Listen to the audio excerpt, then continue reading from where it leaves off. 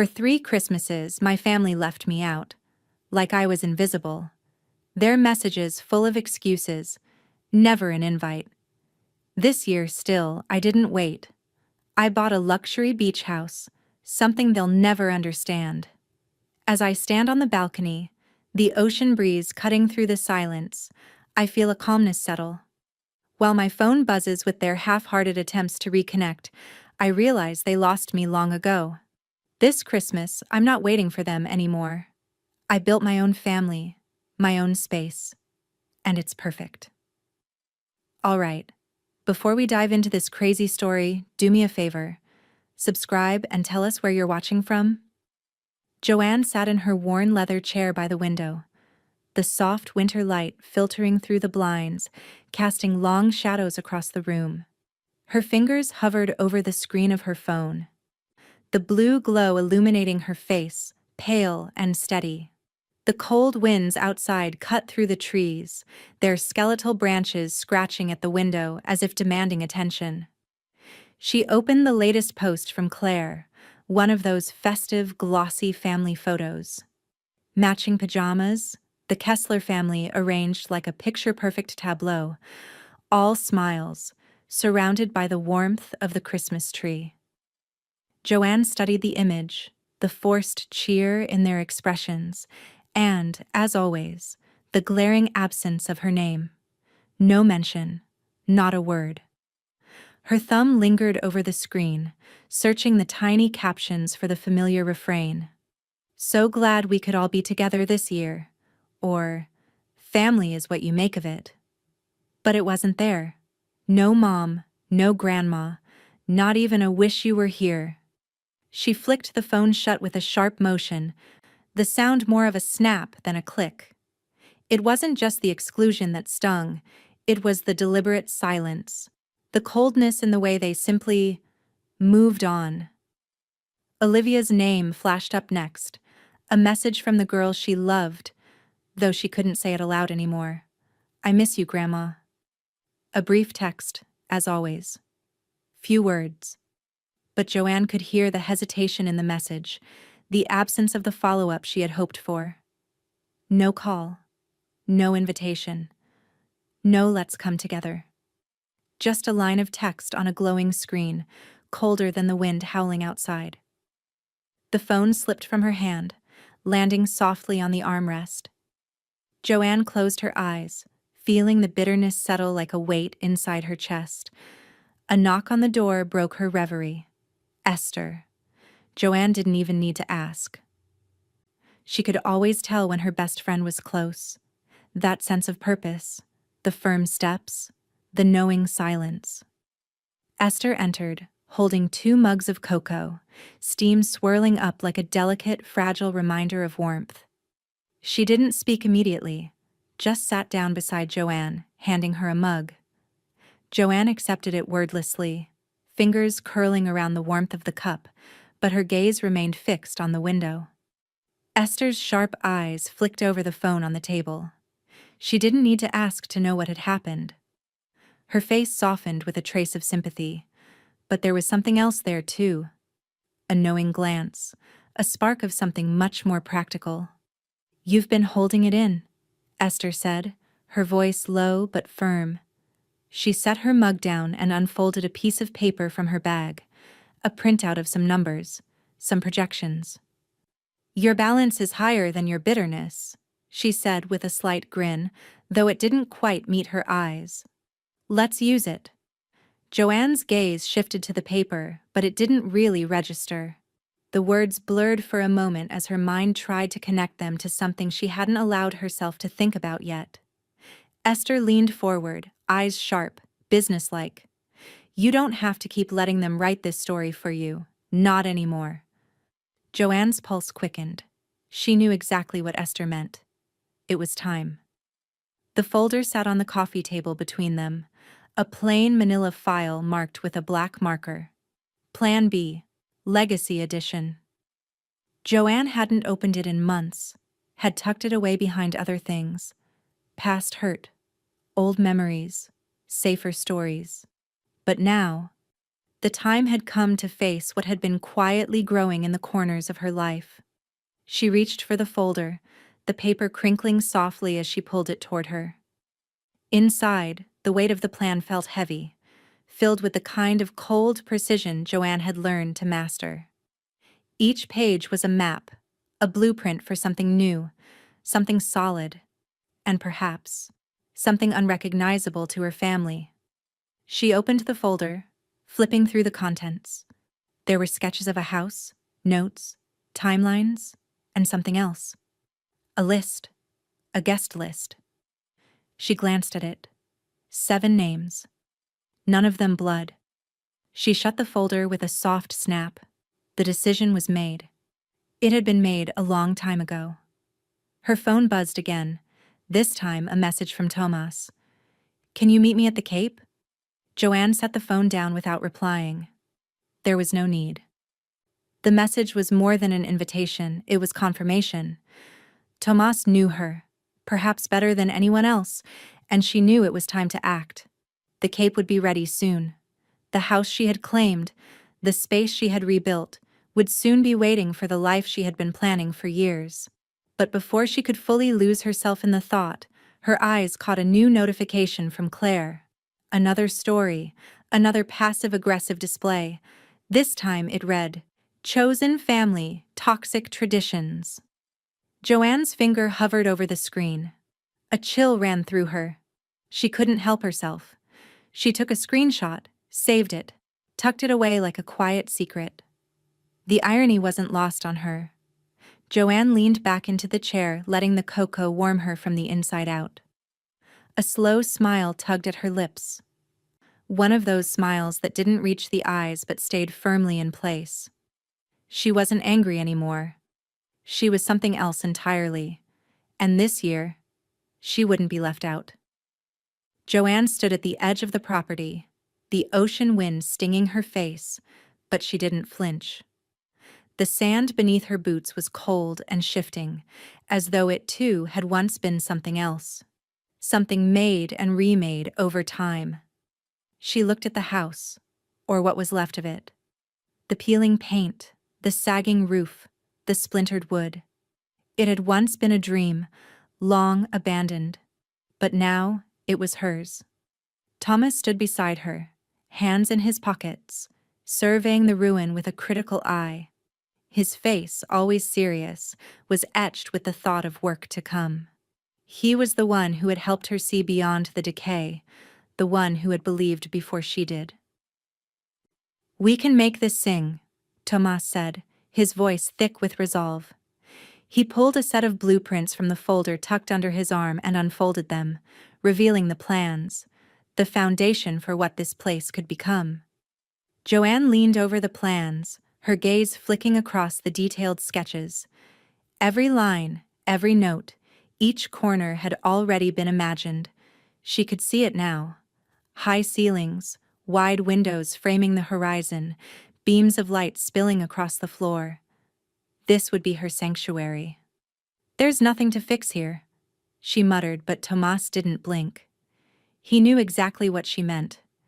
This wasn't just about rebuilding walls. It was about rebuilding herself. "This," Thomas said, tapping the blueprint, "is about ownership. Not just of property, but of everything that's been stolen from you." The wind whipped through the ruins as he spoke, a low hum, the sound of something old being stripped away. Joanne's lips curled into a smile, a small but unmistakable shift. She had already begun to feel it, the weight of what she was about to claim, what she had been claiming for weeks. Across the yard, the old fireplace stood stubbornly in the center of the house, darkened and charred with age, but it was still there. Joanne walked toward it, running a hand along the cold stone. The crackling warmth of a fire had never been something she had been offered. But this was hers to craft. She knelt down and ran her fingers over the stones, feeling the past, the cold winters, the disconnection, and then she stood, her gaze firm. "This will be North Star," she said quietly. "It's the place that will always point me in the right direction." Thomas paused, nodding, understanding. A beacon. A beacon. Yes. That was exactly it. Later, Esther arrived, her sharp heels tapping on the cold stone path. She stepped into the living room, taking in the room that would soon be more, would soon be the symbol of everything Joanne had fought to hold on to. She didn't waste time with pleasantries. Instead, she handed Joanne a financial statement, a sheet of numbers that didn't scare her, not anymore. I rerouted some of the retirement funds, Esther said, matter of fact, to make this happen. It's an asset now, not a retreat. Joanne stared at the numbers, and for a moment, the weight of the decision hit her. But it wasn't fear she felt. It was power. She took a breath. Let's make it permanent. Esther's eyes gleamed. Done. By the time Joanne turned her attention back to the house, it felt like a different place entirely. Every detail was taking shape. Tomas would be there soon, laying the first beams, replanting the foundation. The life she'd dreamed about, the life that had always seemed just beyond her grasp, was already coming into being. Her phone buzzed, breaking her focus. It was David. We're in Aspen this year. You'll be okay, right? Her thumb hovered over the screen. The message felt distant, impersonal, like an echo of something that no longer mattered. She could feel the old hurt, that familiar ache of abandonment. But it was already fading, melting into something more resolute. Joanne set the phone down and walked out onto the porch. She didn't need David's validation. She didn't need to ask permission anymore. She was building something that couldn't be taken from her, no matter how far away they went, no matter how many Christmases they spent somewhere else. From the deck, she could see the ocean stretching endlessly before her. It was cold, but the waves didn't care. The sky hung heavy, but there was a raw beauty in it, a sense of possibility. This year, she wouldn't be waiting for an invite. She wouldn't be looking for validation. She would be the one people would seek out, the one who made the rules. The house would stand, the North Star would shine, and the world would have no choice but to notice. And when they came to her, and they would come, she would be ready. The house was alive now, pulsing with warmth, energy, and the flicker of new beginnings. Outside, the sharp winter wind howled, but inside, it was calm, almost peaceful. Joanne stood in the entryway, her eyes scanning the room as she adjusted the last stocking on the mantel. Each one was different, each stitch carefully placed, the colors vibrant against the pale stone walls. Her fingers had worked tirelessly to create them, a small personal touch for the family she had chosen. Esther had arrived first, as always. The two of them had started the tradition long ago, sharing a cup of tea and swapping stories in the quiet hours before the house filled. But now, as Joanne slipped the last stocking into place, there was something different in the air. A quiet satisfaction, the feeling that this was where she was meant to be, surrounded by those who chose her rather than the other way around. The house wasn't finished yet, not by a long shot. But the fireplace was glowing, its soft orange light flickering across the room. Tomas was outside, securing lights on the porch, the first touch of brightness on the exterior. A sense of calm settled into Joanne's bones as she admired the space. It wasn't perfect yet, but it was theirs. Hers, Esther's, Thomas's, and soon, the others she had carefully invited. Esther came in, carrying a tray of drinks. She set it down on the table and caught Joanne's eye, her expression soft but knowing. "You did this," she said, not a question, but a statement. Joanne smiled faintly. "I did." The doorbell rang, cutting through the quiet. The first to arrive was the widow from next door, Mrs. Reynolds, whose house had burned down the year before. She smiled shyly as she stepped inside, a basket of homemade bread in hand.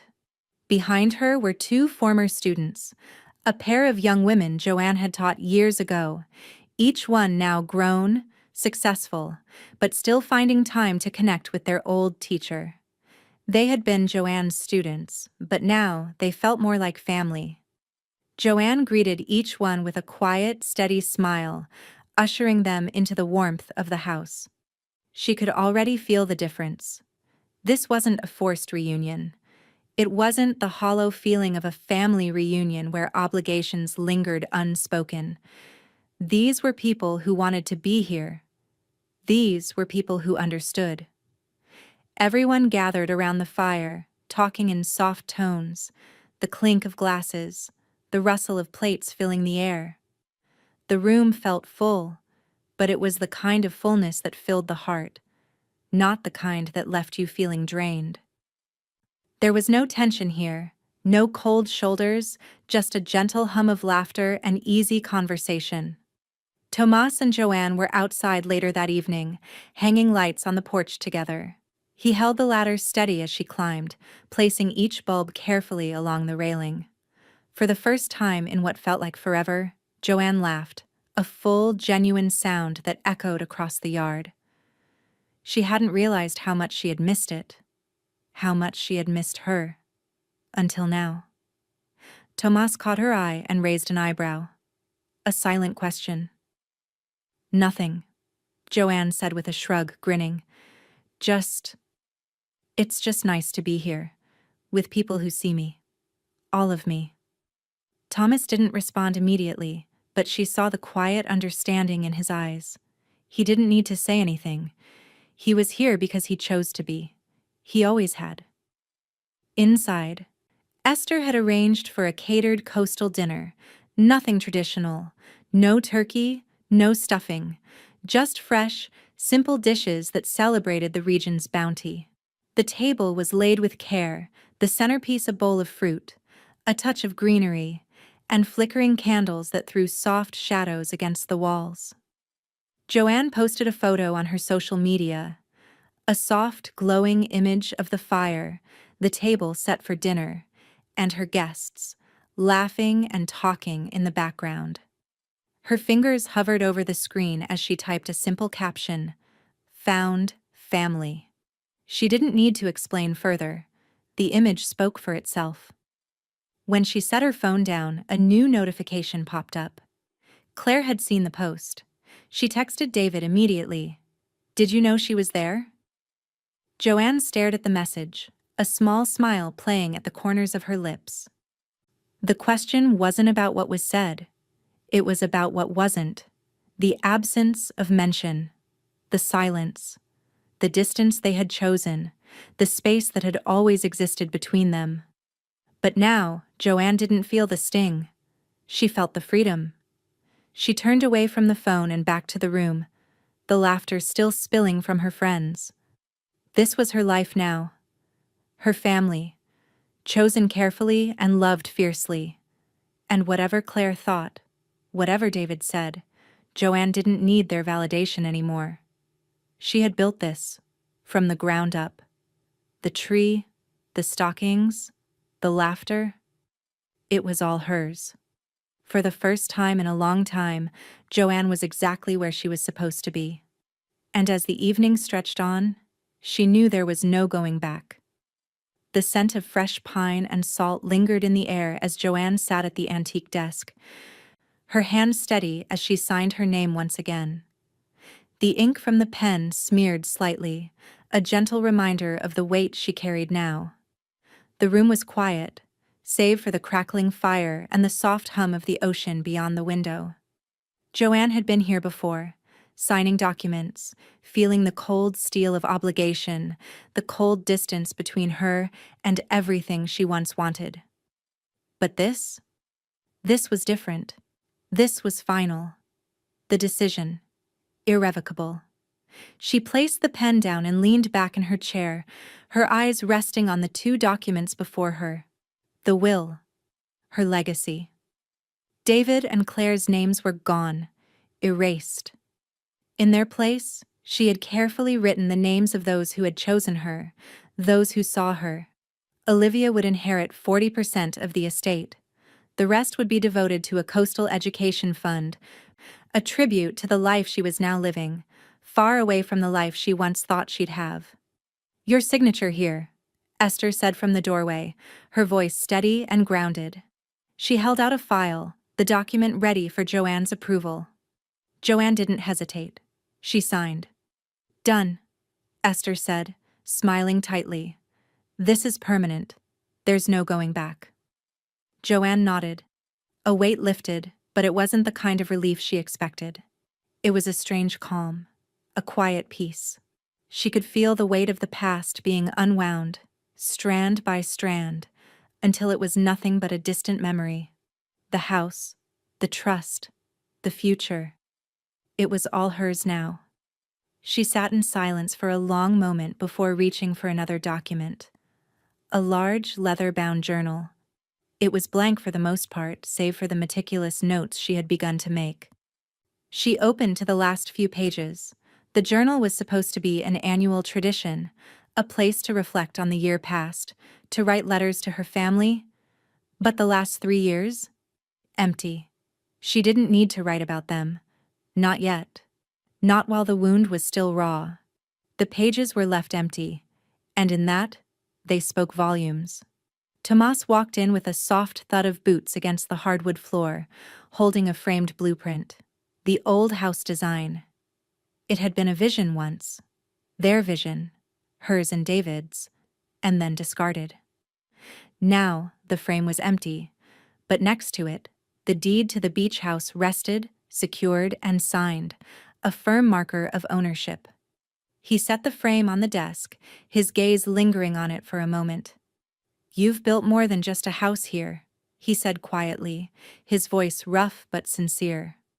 Joanne smiled faintly. "It's a home.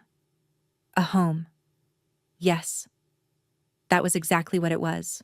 She picked up her phone as it buzzed again, breaking the silence. Olivia's name flashed across the screen. "Are you mad?"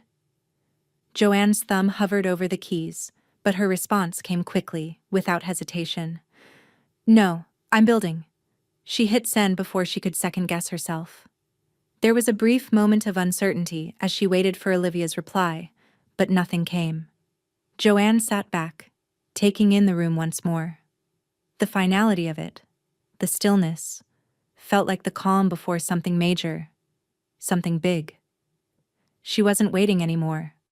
She wasn't wondering if they would come. She had built her life, her space, and it was enough.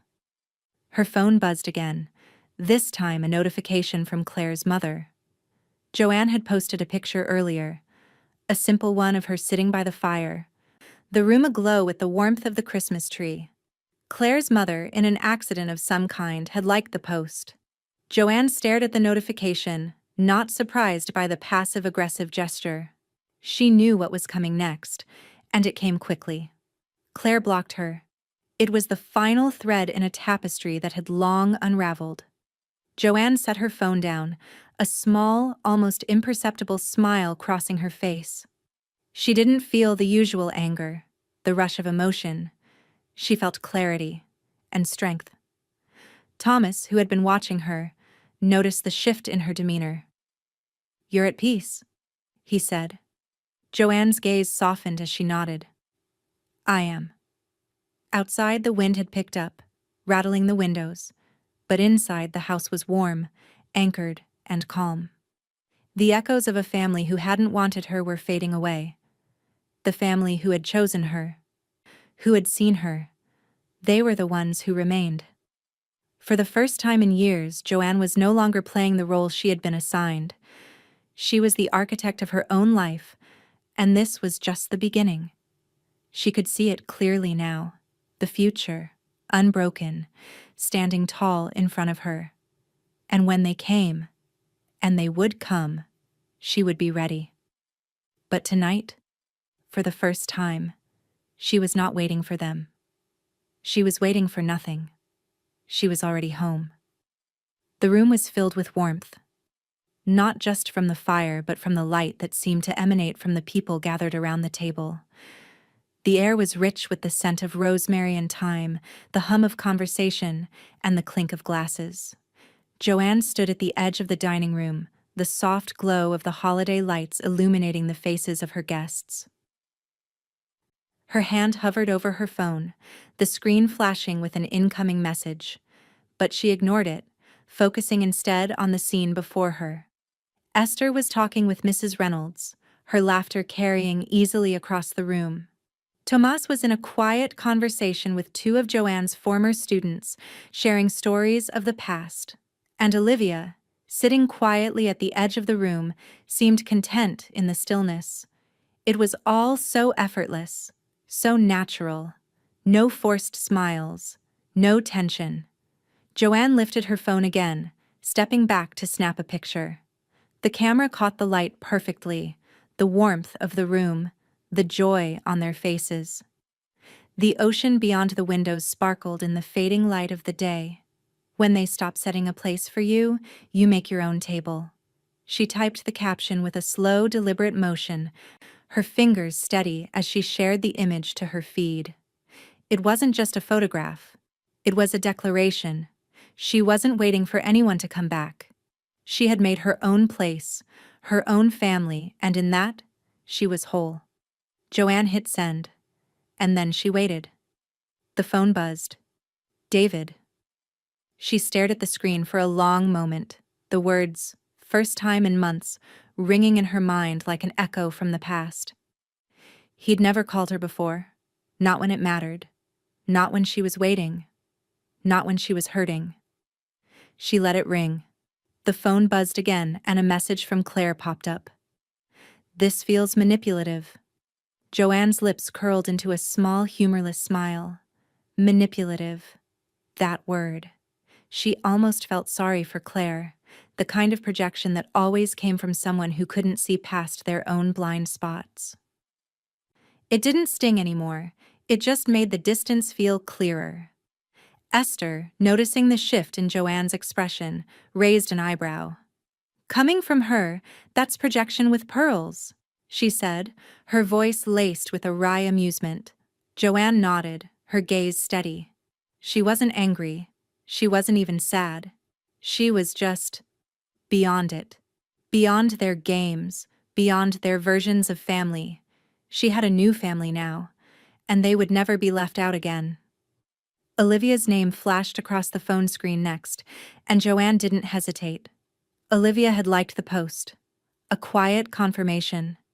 Then, a moment later, Olivia shared it to her story. Joanne felt something shift in her chest, but it wasn't what she expected. It wasn't relief. It wasn't joy. It was something deeper, something that spoke of quiet understanding between them.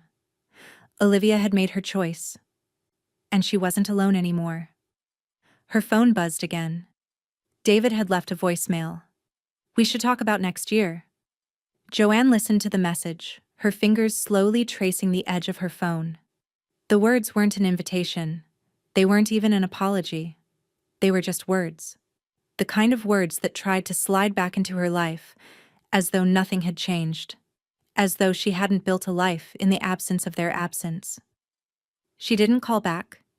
Instead, Joanne turned her attention back to the table, back to the life she had chosen. The warmth of the fire, the gentle hum of conversation, the steady rhythm of her own breathing. This was where she belonged now. The past, with all its broken promises and abandoned spaces, was already fading into the distance. David's voicemail? It didn't matter anymore. Claire's message? It didn't matter either.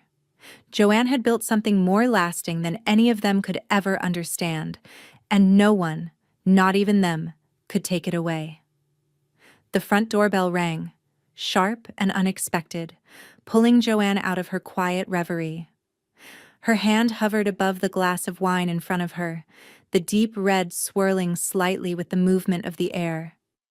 It had been a peaceful evening, the fire crackling in the hearth, laughter still echoing faintly from the dinner table, when the knock shattered the calm. She moved toward the door, her footsteps soft on the polished floor, but the moment she opened it, The unease she'd been trying to push away resurfaced. There, on the doorstep, was a large box. The kind of box you'd expect from a luxury retailer. The kind of gift she never wanted. The kind of gift they sent. David and Claire. The card attached was simple, written in Claire's neat script, "Let's reconnect." Joanne stared at it for a long moment. The thought of their words, the ones they'd left behind, suddenly felt suffocating. This gift, with its fine wine and gourmet basket, wasn't a bridge. It was a weight. A desperate attempt to smooth over years of distance with trinkets, as if they could buy their way back in. As if they could pretend everything was fine. Her lips pressed together into a tight, controlled line. She took the box inside, setting it down on the counter with an audible clink. Her fingers traced the edge of the package. For a fleeting moment she thought about opening it, about seeing if it could be something different this time. But she knew better. There was no more waiting for them to change. No more hoping they would finally see her. Joanne fetched a marker from the drawer, scribbling a note on the top of the box, her handwriting sharp, deliberate. Return to sender, address not emotionally found. She felt no satisfaction in it, no anger either. It was just fact, a statement of her new reality. Without saying a word, she handed the box to Esther, who had been watching from the doorway, a knowing look on her face. She'd seen Joanne go through the motions before. The quiet hope, the desperate yearning. And she'd seen Joanne now, after all of it. This time, there was no hesitation. "I'll mail it back," Esther said, her tone soft but firm. "With delivery confirmation." Joanne nodded, watching her friend leave, the box in hand, heading toward the mailbox. There was something cathartic in the act, something that made her feel lighter. As though she had let go of the last tether that had held her in place. Later that evening, Tomas entered the room with a fresh can of paint in his hand, the color a rich ocean blue. "The guest room's ready for a final touch," he said with a small smile, setting down the paint and the tools. He had been the one who'd worked on the house with her, alongside Esther, bringing her plans to life. The guest room now had that same warmth the rest of the house held, with soft blue tones that mirrored the sea beyond the windows. He set to work quickly, his strokes methodical, steady. As the color spread across the walls, he hung the framed quote above the bed, the one Joanne had found months before, hidden in a tiny, forgotten shop by the sea. "Joy doesn't beg for inclusion." Joanne watched him for a moment, a quiet smile playing at her lips. There was something about Tomas's presence that made everything feel anchored, solid, as if, despite everything she'd been through, she had found a place, a real place, where she was not just allowed, but celebrated. Later that night, as they shared a drink in the living room, Joanne's phone buzzed again. It was Olivia. "Why are you doing all this?" Joanne looked at the message, the words carrying the weight of curiosity, of something deeper. It wasn't just a question, it was a reaching out, a wondering. Her thumb hovered over the screen as she composed her response. "Because I'm finally allowed to." She sent it without a second thought. It was true. She had been waiting for permission, for validation from people who couldn't, or wouldn't, give it. But now, there was no waiting. She had made the choice. And she had made the space for herself. The room for the people who truly mattered. The next morning, a quiet knock at the door pulled her out of her thoughts. Tomas opened it. Another box. A second luxury gift. This one, untouched. Left on the porch. The message from David, no doubt. Joanne didn't have to look at it to know. They had tried again, sending the gift without even waiting for her response to the first. The notion that they could just keep pushing things, offering her scraps, as if the distance between them could be bridged with material things, hit her like a cold wave. She didn't bother to open the second box. It wasn't theirs to give. Not anymore. Her gaze lingered for a moment on the untouched box before she turned, leaving it on the porch. It wasn't a rejection, not really. It was a quiet assertion. She had built something that was hers now, built from scratch, from people who chose her. And that was enough. For the first time in years, Joanne felt no need to look back. There was nothing left for her in their world, only in the one she had made. The night air was crisp, tinged with the faint scent of salt from the ocean just beyond the property. Joanne stood on the deck, the sparkler in her hand crackling with light, its shimmering glow casting a brief but beautiful radiance across her face. Around her, the laughter of her chosen family filled the air, easy and unburdened, a chorus of joy that had no need for pretense. For the first time in years, the weight of the past felt light, like it had been blown away with the flickering sparkles, leaving only the present. Tomas was beside her, his laughter rising above the others as Esther, still a little too polite for the chaos of joy, raised her glass in a quiet toast. Joanne clicked her phone open, snapping a picture as she held the sparkler out toward the sky, her face illuminated by its soft light. The photo was a snapshot of everything she had built, this moment, this life, full of warmth, laughter, and real connection. She posted it, the caption almost writing itself. Reclaimed holidays, redefined joy. The words felt right. It wasn't just about her. It was about the people around her, the people who had made the choice to be there, to sit at the table she'd created. This photo, this moment, was theirs. It was a testament to the life she had woven from the ashes of her past. Within hours, the photo was shared across social media. The light from the sparklers refracted in so many ways that it felt like the picture was shining beyond just the small corner of her life. A coastal lifestyle blog picked it up almost immediately, using it as an example of finding joy in the most unexpected places. Joanne couldn't help but feel a sense of irony, knowing that, for so long, she'd been expected to find joy in places that didn't even want her. But here, this was where she belonged. This was the joy she had claimed, and no one could take it away. Her phone buzzed with notifications, and as expected, Claire's cousin tagged her under the post. The comment was short, almost dismissive. "I guess this is her new family now?" Joanne read the words with a quiet smile. It wasn't the first time she had been judged, not by a long shot. But this time, the sting didn't land. She was used to being an outsider in their eyes. What was new now was that she didn't mind. In fact, she welcomed it. The phone buzzed again. This time, it was David. A strange, unfamiliar sensation stirred in her chest when she saw it.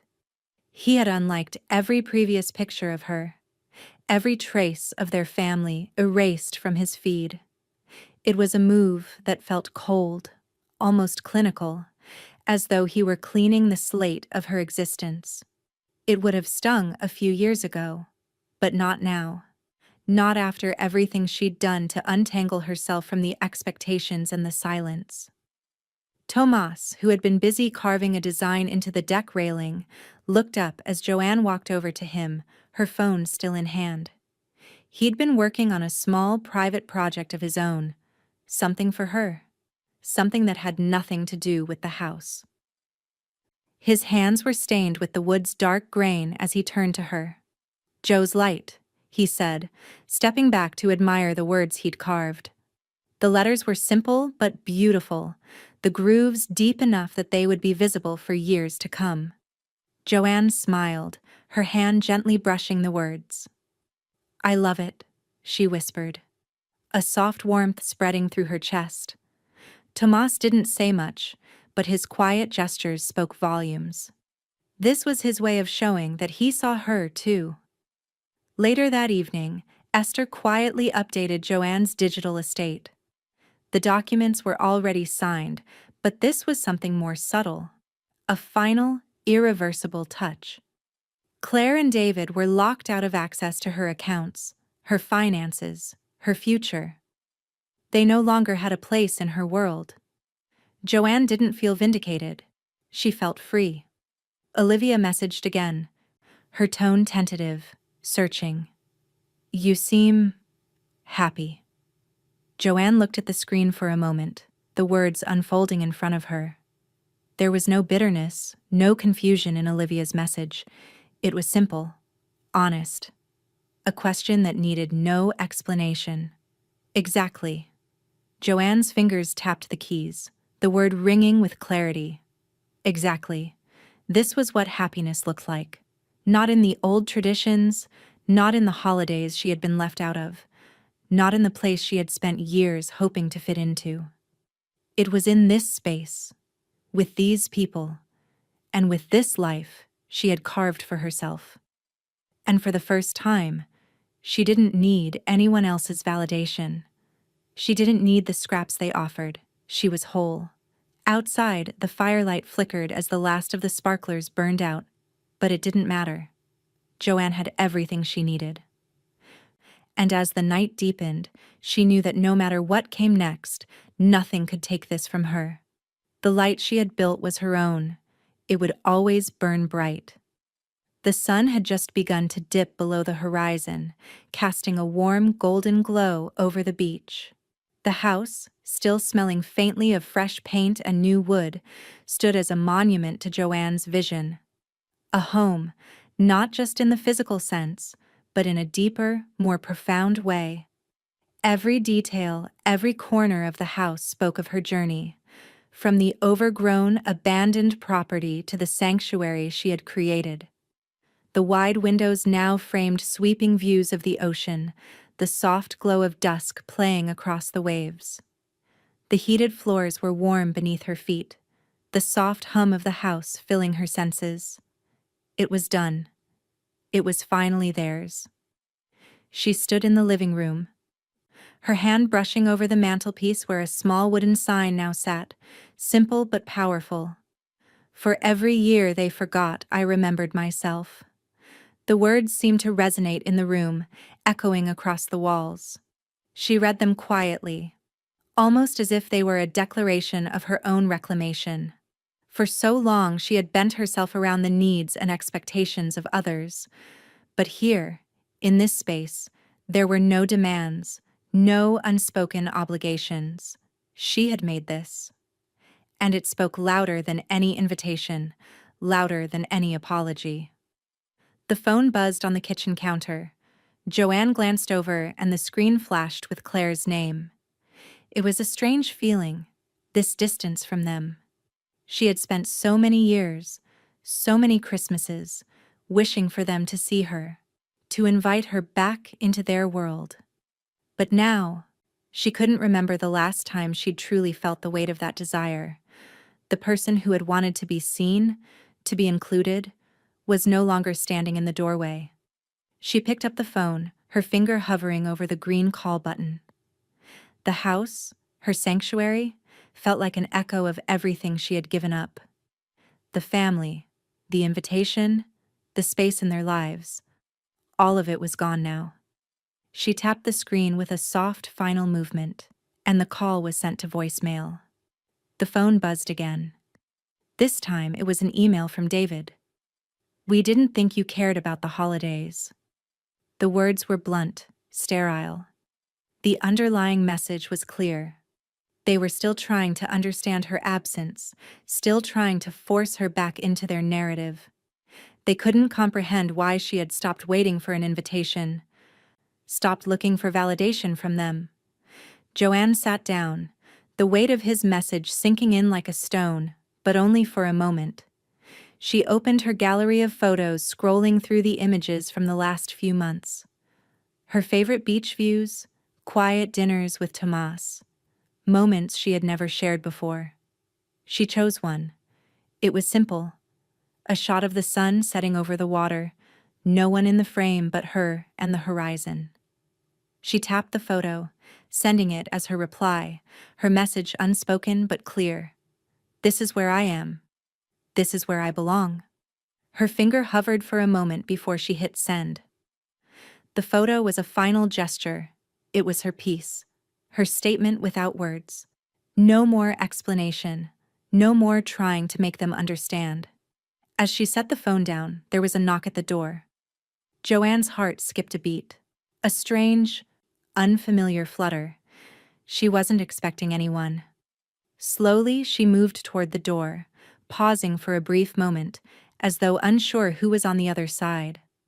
When she opened it, standing there was Olivia, her face soft and serious, as though she had been standing there for much longer than just a moment. Her eyes met Joanne's with quiet understanding, as though the distance between them had been bridged in the time it had taken Joanne to build this life. Joanne's breath caught. For all the isolation, for all the space she had created, Olivia was here, and that was enough. Without a word, Olivia stepped inside, the warmth of the house enveloping her as Joanne closed the door behind her. The quiet between them wasn't uncomfortable, it was something more familiar now. There was no need for explanations, no need for apologies. They simply were. Together, in this place, with no one else but the family they had chosen. Joanne didn't say anything. She didn't need to. She simply turned and led Olivia into the living room, where the fire crackled softly in the hearth. The house was theirs now, and as the soft glow of the evening faded into the stillness, Joanne realized something. This was the beginning of something new.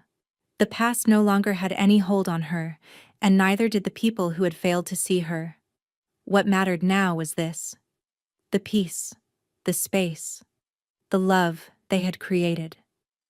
And as the evening stretched on, Joanne knew that no matter what came next, she would never need an invitation again. The home she had built would speak louder than any words ever could. The morning light filtered through the wide windows of the beach house, casting soft golden rays across the polished wooden floors. The scent of fresh coffee filled the kitchen, blending with the salty tang of the sea that drifted in through the open door. Joanne moved slowly, her movements practiced and deliberate, the kind of quiet rhythm she had grown accustomed to. She had always made breakfast with purpose, finding peace in the simple acts: cracking eggs, stirring the batter, the heat of the pan against her skin. It was grounding, calming. It was something she had always done for herself, even when she hadn't fully believed she deserved it. But today, there was a quiet weight to the morning, something that felt different.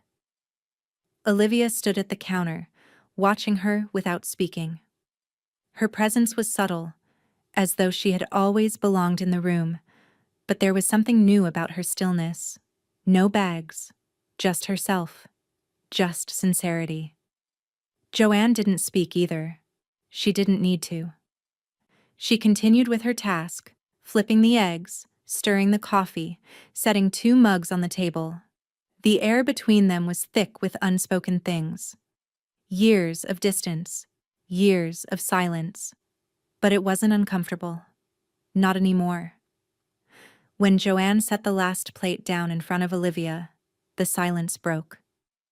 Olivia's eyes shimmered with tears, though she didn't make a sound. Her hands shook slightly as she reached for the fork, the weight of the moment pressing down on her. Joanne watched her, her heart heavy with a tenderness she hadn't expected. Olivia's voice came, soft and thick with emotion. "I didn't know how bad it was. I'm sorry." Joanne's hand rested lightly on the edge of the counter.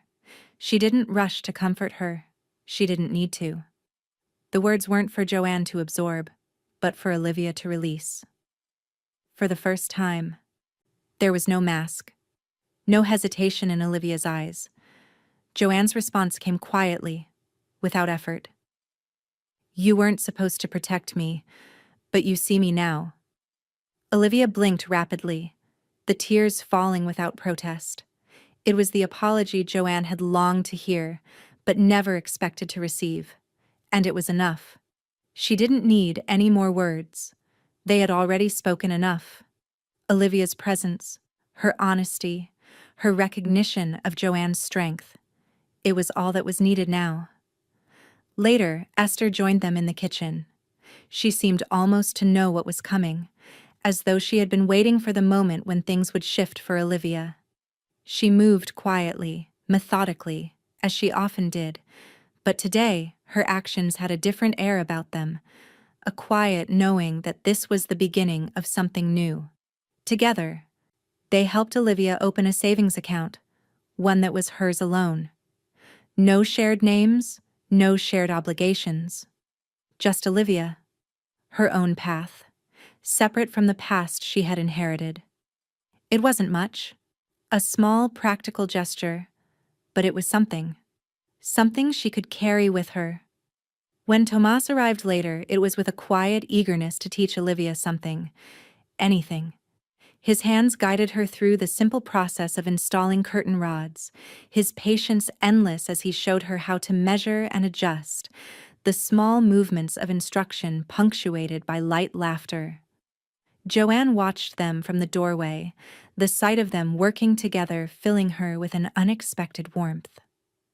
Tomas had always been steady, a quiet presence, but today his energy felt like the sun breaking through clouds. And as they laughed, something deep inside Joanne unlocked, not from relief, but from understanding. She wasn't alone anymore. She wasn't waiting. The afternoon stretched on, the house full of small tasks and easy conversation. And then, without warning, Olivia picked up her phone, snapped a picture of herself and Joanne standing together on the beach, the vast sky stretching above them. It was simple. No caption, no explanation, just them. Just this moment. Joanne watched as Olivia posted it, her gaze soft but filled with a quiet certainty. It wasn't a proclamation. It wasn't a message for the world to see. It was just an image of the now, of who they were together. The photo, with its unspoken caption, said everything. And as the evening drew close, Joanne sat back and watched the waves crash against the shore. Her life had shifted. The weight of the past had been left behind, carried away by the tides. What mattered now was this: the warmth, the laughter, and the quiet bond that was finally, fully hers. She was no longer waiting for an invitation, no longer longing for a seat at a table that had never truly been hers. The world had a way of moving forward, and for the first time in a long time, Joanne knew she was exactly where she was meant to be. And when the day came, when they came, she would be ready. But for now, she didn't need them. She had everything she needed right here. The front door slammed shut, the sound sharp against the stillness of the beach house. Joanne didn't flinch. She wasn't waiting anymore. She had built something that no longer relied on their attention, their approval. Her phone buzzed in her pocket, but she didn't check it. There had been an unease in her chest for a few days now, an unspoken tension that had settled in ever since she had seen Claire's name flash across her screen, only to be ignored. But today, it was different. Today, she was ready to face the next layer of the fallout from her choice. She moved across the living room, pacing slowly in the warm glow of the late afternoon light. The house was quieter now, empty except for her, and the unspoken space she had carved out, one piece at a time. A soft knock on the door interrupted her thoughts. She paused. David and Claire were back. The holidays, with their impeccable timing, had come to an end. She wasn't sure why their return still held weight for her, but it did. The ripple of their absence, followed by their inevitable attempt to return, always stung. The door creaked open, and there, standing in the entryway, was Claire, holding a stack of holiday cards, her face tight with purpose. Joanne felt an odd, almost detached calm wash over her. "I'm returning these," Claire said, her tone clipped but measured. She handed the stack of cards to Joanne, the paper edges sharp against her fingers. "We didn't think you'd care to get them." Joanne's gaze flickered over the cards, crisp, carefully curated holiday greetings with their perfect family photos, their smiling faces, their empty spaces. With one smooth motion, Joanne set the cards aside. She didn't need to read them. She had already received her message. Claire turned to leave without saying anything more. But before she stepped out, her phone buzzed. She glanced down at it, her face hardening. "I'm not sure you understand," she muttered, more to herself than to Joanne. Joanne didn't respond. Instead, she moved quietly to the side, giving Claire space to go. She watched her leave, the door clicking shut behind her. As the silence returned to the house, Joanne's fingers instinctively brushed her phone. The notifications piled up. Claire had posted again. A quote about forgiveness being strength appeared in the feed, as if to justify everything Joanne had done. Forgiveness. Strength. The words were hollow, sterile. Claire's comment section had been disabled. Another subtle way of making sure no one would call her bluff. Joanne didn't react. She had already learned not to expect anything from Claire anymore. She opened her email instead. Another message from David had come through. "We didn't think you cared about the holidays." The words echoed in her mind, and for a moment, she felt the familiar sting of exclusion, like a memory resurfacing just when she thought it was forgotten. She'd spent so many years wondering why they hadn't seen her, why they hadn't reached out. But the answer was clear now. They never had. They never would. Joanne closed her eyes for a moment, feeling the weight of their words sink in. But she didn't feel anger. She didn't feel bitterness. She felt peace. Her phone buzzed again, this time with a notification from a women's mental health nonprofit. They had shared Olivia's photo, the one from the beach, as a symbol of reclaiming joy. Joanne smiled softly. The image, so simple, had become something bigger, something more. It was a story of strength, not just her own, but Olivia's too. A quiet rebellion, a declaration of their own choice. Joanne scrolled down to another notification, a local news feature. Her picture appeared in the paper, the headline reading, "From Silence to Sanctuary." She paused for a moment, taking in the words. It was true. This house, this life, had been a sanctuary. And she had built it herself. No help, no apologies. It was hers. The doorbell rang again, and this time it was Esther, stepping inside with a knowing smile. She didn't need to ask if Joanne had seen the latest developments.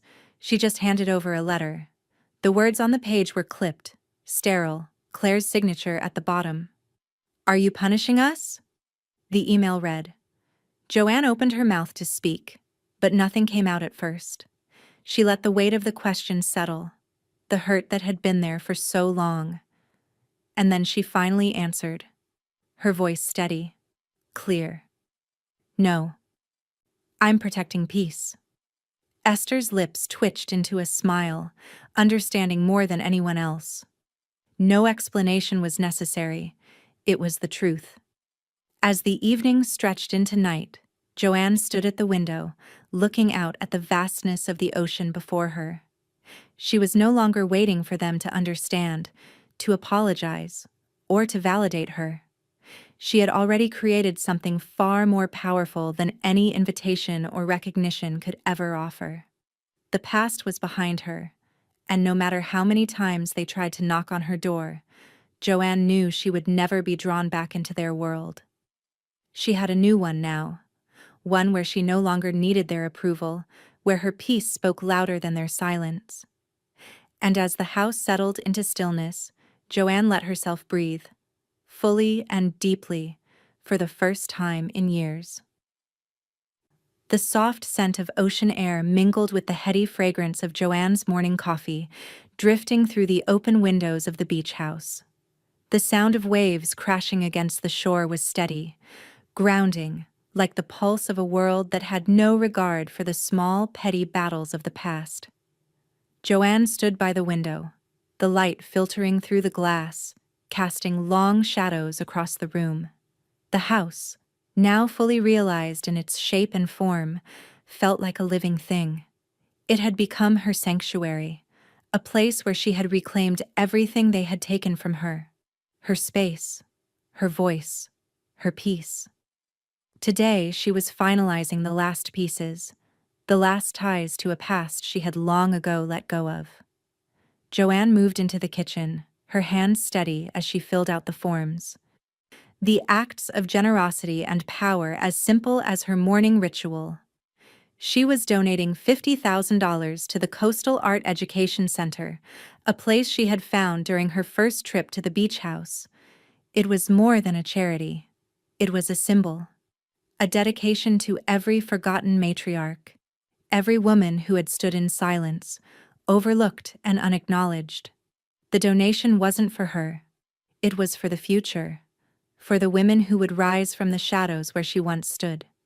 She signed the check with a calm precision, then turned to the next task. A scholarship. A named scholarship for first-generation girls. It felt like breathing life back into a space that had once been empty. Every one of these girls would have access to a future they'd otherwise be excluded from. She wasn't just leaving a legacy, she was creating one. Olivia came into the room, her presence soft but constant. She had become more than a granddaughter. She had become an anchor, a partner in Joanne's new life. She watched quietly as Joanne finalized the details. "Are you sure about this?" Olivia asked, her voice barely above a whisper. Joanne smiled, her eyes softening as she glanced up at the young woman who had quietly shifted her place in Joanne's heart. "More sure than I've ever been," she said. "You'll be co-signing the trust with Esther. When the time comes, you'll be the one making decisions about my estate and medical rights. This is for you." Olivia nodded. The weight of it was not lost on her, but she knew what it meant. This wasn't just a financial arrangement. This was trust. This was partnership. The legacy Joanne was leaving behind wasn't just money. It was the power to protect, to care, to make decisions that would shape the future. Later, Joanne turned to Esther, who had been quietly finalizing the trust documents. She handed Esther the finalized papers, her voice steady. "David's name needs to come off everything. No access, no rights." Esther didn't flinch. Done. She was already moving to the next task, managing the logistics of removing David from all directives. No more discussion, no more second thoughts. The peace Joanne had fought for wasn't just in her own hands now, it was woven through every choice she made, every signature she signed. And then came the final step, the one she had long since prepared herself for. Claire tried to appeal, of course. The lawyer's letter arrived with an urgency that could be felt even through the sterile legalese. But it was all in vain. Pastor Boone had replied. The words on the letter were a simple dismissal. "You're not on file." Joanne sat back, her breath coming a little easier now. It was a final closing of a chapter that had stretched on far too long. The letter in front of her was her final response to everything they had tried to take from her. She picked up the pen, her hand firm as she wrote her final letter, not for them, but for herself. The words were small, simple, and they meant everything. Legacy is lived, not claimed. The ink dried on the paper as she sat there, staring at it for a long moment. The past had no place in her life anymore. It was time to live her legacy, one that had been shaped not by the hands of those who abandoned her, but by the choices she had made to stand firm, to create something of her own. The life she had built with people who had chosen her, that was her legacy, not theirs. Her phone buzzed again. A text from David. "I get it now." She stared at the words. The apology, the recognition. It was too little, too late. The finality of it settled in. Joanne didn't feel satisfaction, relief, or even anger. She felt nothing. Nothing but peace. and for the first time, it was enough. She set her phone down without replying, letting the words dissipate like smoke in the wind. She didn't need an answer, not anymore. She was done explaining herself. The day stretched on, the light dimming as evening approached. Joanne closed her eyes for a moment, letting the stillness of the house wash over her. It was time. Time to let go of the past, time to live her life. And when the world knocked again, as it inevitably would, she would not open the door. This house, this life, it was all she needed. The soft glow of the morning sun filtered through the large windows of the beach house, casting warm light across the table Joanne had meticulously set for New Year's brunch. The dining room, once empty and full of unspoken history, now felt alive with the laughter and quiet energy of those who had chosen to be there. The scent of freshly baked croissants, roasted coffee, and sizzling bacon mingled with the salty sea air, creating an atmosphere of warmth and possibility. Tomas, in his usual understated way, had put on some soft music. The gentle melody of a jazz piano floated through the house, filling the spaces that had once felt too quiet. Esther moved gracefully around the kitchen, pouring mimosas into delicate glasses, the bubbles rising in a steady stream. She was a calming presence, as always, the steady hand that guided them through their shared history, both the difficult and the beautiful. At the table, Olivia sat between two of Joanne's former students, a local artist and a neighbor who had been widowed the year before. Laughter bubbled up from the table, easy and free. There was no need for forced pleasantries, no uncomfortable silences. This was what Joanne had built. A family of choice. A family that understood her without needing to ask, without needing to apologize for past mistakes. Joanne stood at the head of the table, taking in the scene before her. Her gaze lingered on the faces of those gathered, and a soft smile tugged at her lips. There was a sense of peace now, a sense of completion. The space she had created, the life she had crafted felt solid, rooted in something real. Not in the expectations of a family who had left her behind, but in the people who had chosen to stay. The toast came just as the meal was winding down, glasses raised in quiet solidarity. Tomas was the first to speak, his voice steady, rich with the kind of quiet wisdom that only comes with years of living. "To quiet exits," he said, his gaze flickering to Joanne, and louder returns. The words hung in the air, and for a moment, the room was still. It wasn't just a toast to the year ahead, but a nod to everything they had all left behind to come together here. To the lives they had walked away from, to the lives they had built in their place. Joanne held her glass high, her heart full.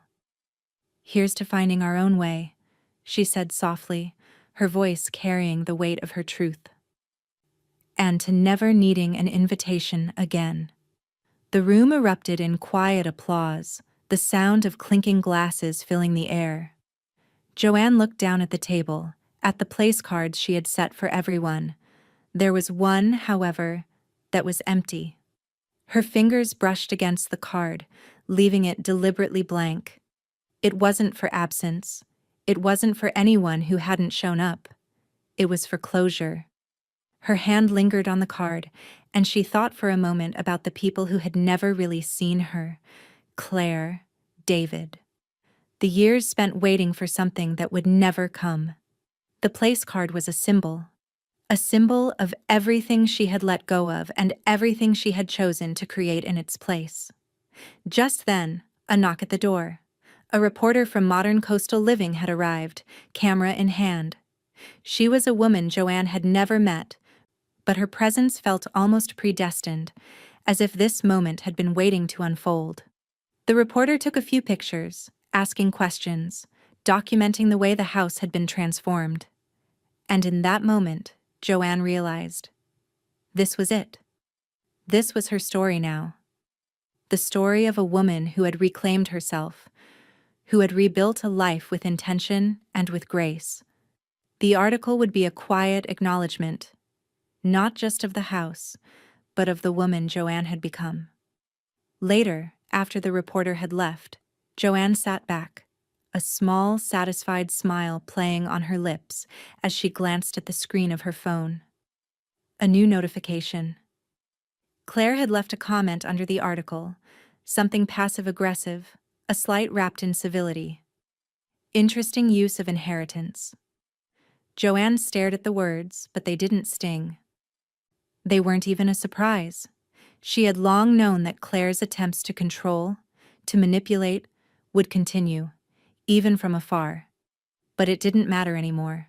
The comment was deleted within the hour, as expected. Claire had no power here, no more place in Joanne's life. Joanne didn't feel anger. She didn't even feel satisfaction. She felt something else entirely, something soft, something full. She put the phone down, her gaze returning to the room, to the people around the table. They didn't need an explanation. They didn't need a comment. What they had built here was stronger than any empty words Claire could throw at them.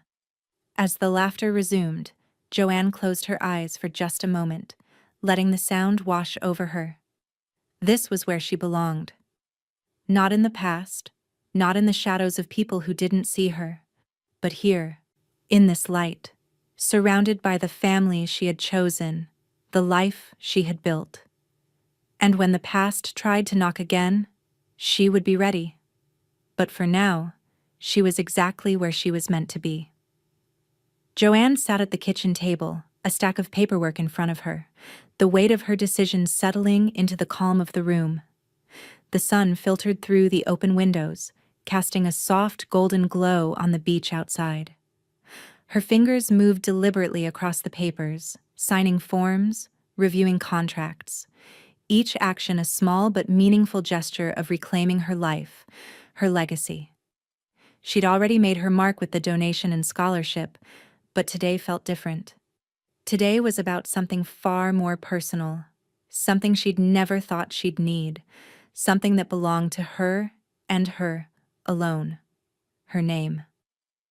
Her pen hovered for a moment before she signed the trademark application. Kessler, her family name, once tarnished by absence and expectation, would now be used for something greater than its former associations. She had officially trademarked it for her foundation, ensuring that no one else could cash in on her legacy. The idea of Claire, David, or anyone else trying to claim the name, trying to use it for profit or publicity, felt laughable. This was her name now, and it would remain hers, untarnished and untouchable. Tomas came into the room, a quiet presence, as always. He smiled when he saw her working, knowing that each task, no matter how small, was part of something larger. Today, it wasn't just about paperwork or legal matters. It was about putting the final touches on the life she had built. "I think it's time we finish the bookshelf," he said, his voice as calm and certain as ever.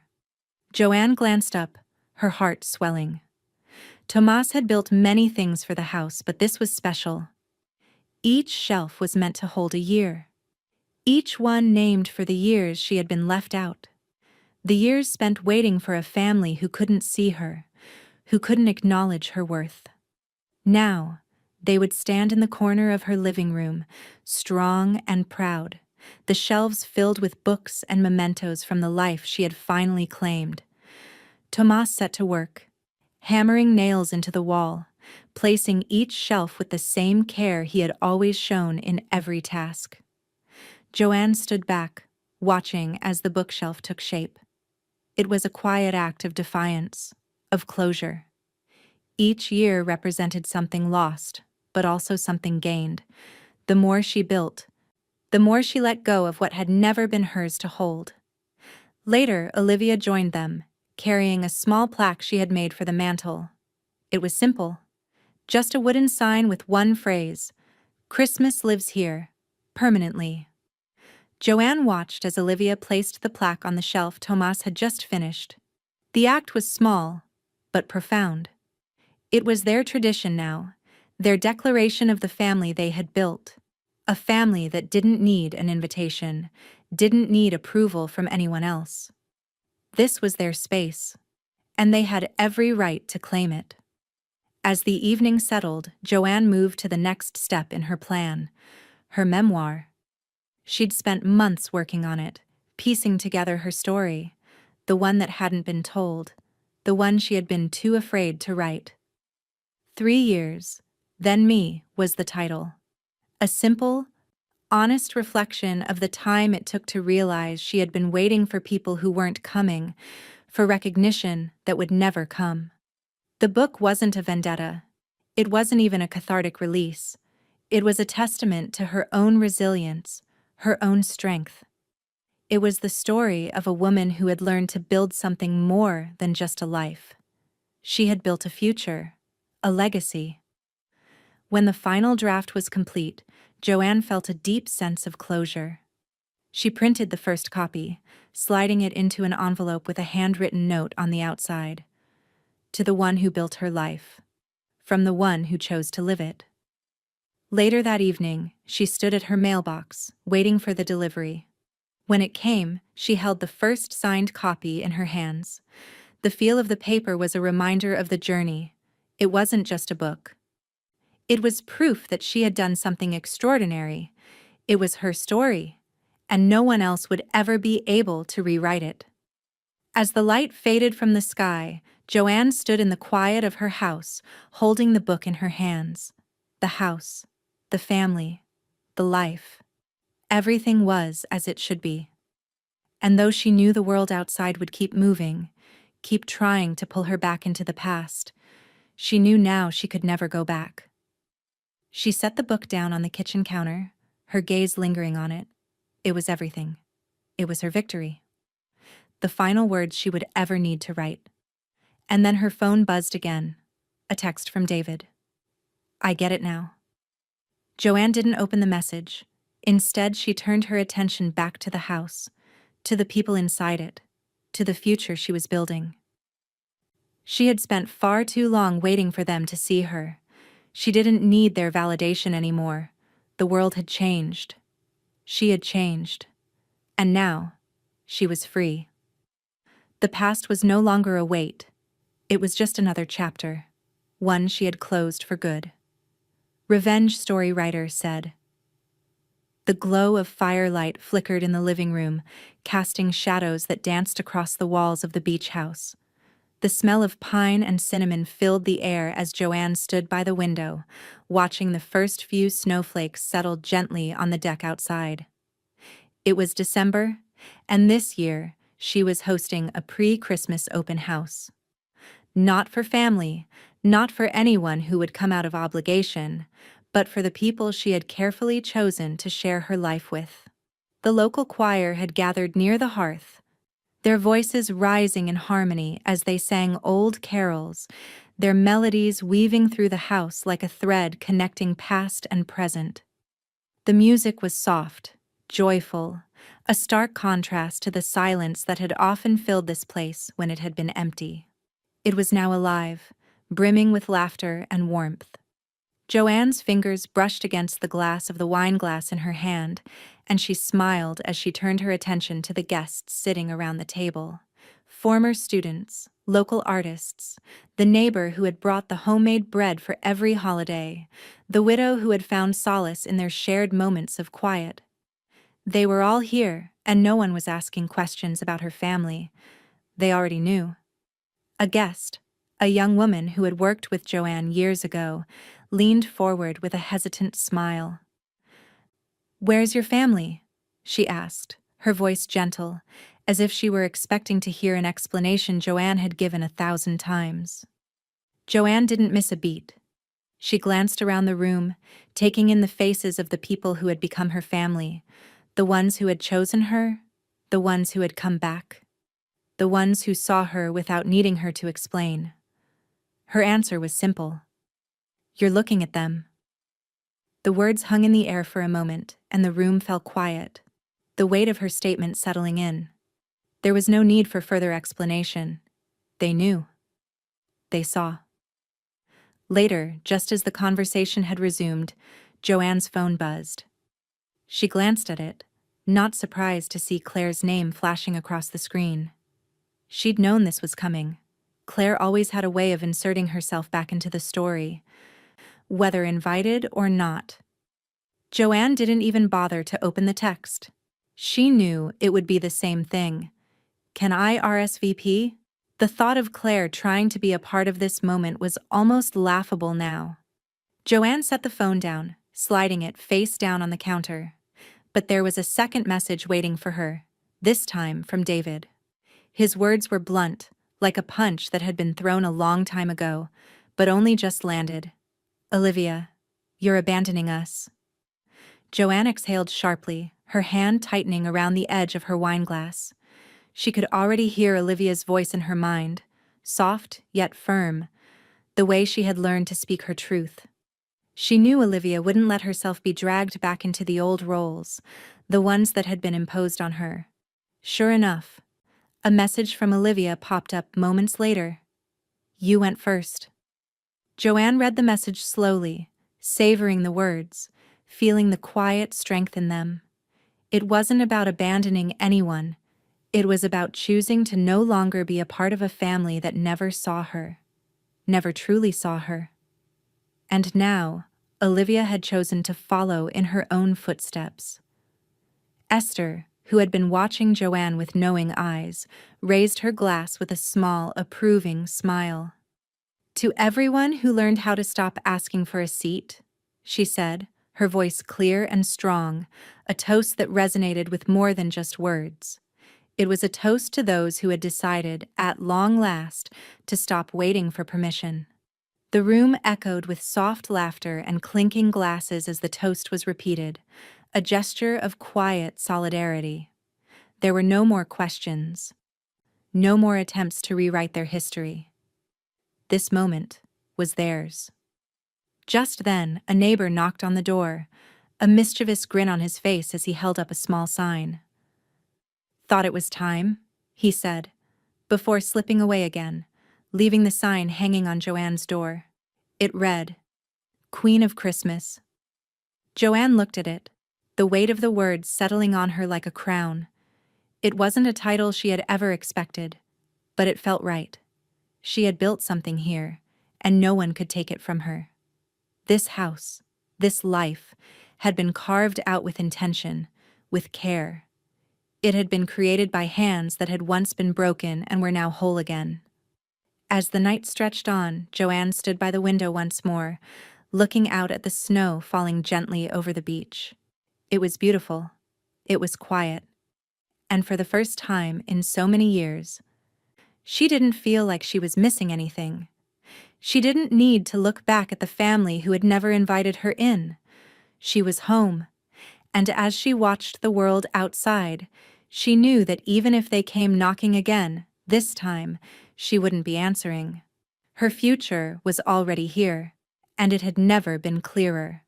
Joanne stood in the quiet of the beach house, the sounds of the waves crashing softly against the shore blending with the warmth of the crackling fire. She'd planned this moment for so long, knowing the time would come when she would leave behind the weight of past hurts, the memories of years spent waiting for invitations that never came.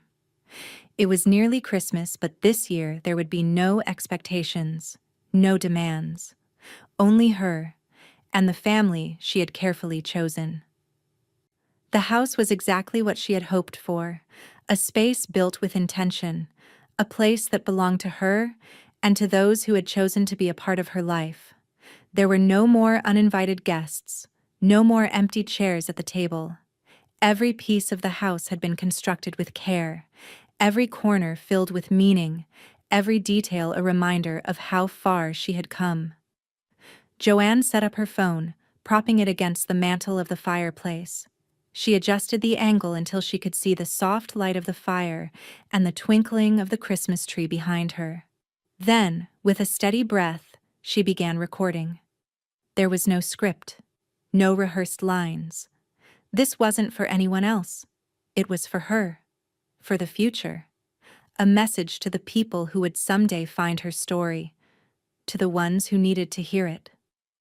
She smiled softly into the camera, her eyes bright with clarity, no guilt, no regret. For those who didn't think I'd find my way, I'm here.